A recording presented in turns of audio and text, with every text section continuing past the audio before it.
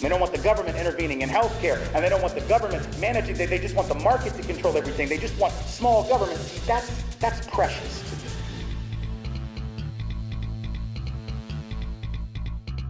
That's all cute. That's all cute. That's not cute. That's real. No. Why do you, the lunch counter protests against the lunch counter protests that are so famous in the civil rights movement occurred as a voluntary boycott in the early 60s, long before the civil rights movement, and it integrated. They integrated the business because of that. The idea that when we're talking about racism, we're automatically talking about the period of enslavement. But when black and brown folks are talking about racism, they're talking about what's going on now. They're talking about stop and frisk. They're talking about racial profiling, 2 million cases of housing discrimination a year now, even though we have fair housing laws. So I think when white folks do this, sort of like, well, that was a long time ago, it's inaccurate. Privilege is in the law. So when I say privilege, I'm actually going to talk about legal standing. Affirmative action is a privilege. Affirmative action is a privilege.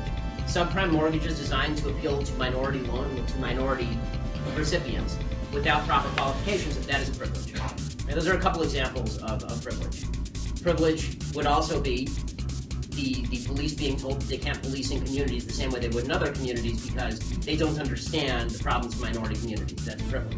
We need to also step back from the anger and the frustration that a lot of white folks feel when we look and we see what we consider to be irrational violence in the streets and say, wait a minute, what's going on? What's behind this? For most white folks, we don't really have a long understanding of the history of how law enforcement has been used in black and brown communities. An uprising against what exactly? Against the black police chief, against a mostly minority police force, against the black mayor, against the black president, against the black attorney general? Against against a city council that is 9 of 15 are black and all 15 are elected Democrats? What is the uprising against? What is it seeking to achieve? In some ways, institutional inequity, particularly in terms of wealth gaps between whites and blacks, whites and Latinos, are actually getting worse, not better. Right now, the typical white family, 20 times the net worth of the typical black family, 18 times that of the typical Latino family. That has actually gotten worse in recent years. So we have to have that discussion, and I think a lot of times in this country we don't have. How can you argue that racism is not a driving factor in income inequality? Because it has nothing to do with race and everything to do with culture. And when you have a culture that doesn't,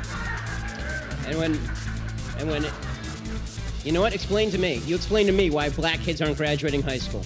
Explain that one to me.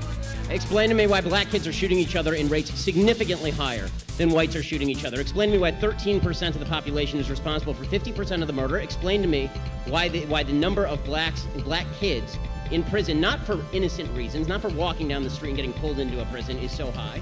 Explain, if it has nothing to do with culture, explain to me why the single motherhood rate in the black community jumped from 20% to 70% in the same course of time that the civil rights movement has made such tremendous strides. Is America more racist now than it was in 1960? And if it is, please explain to me how that happened.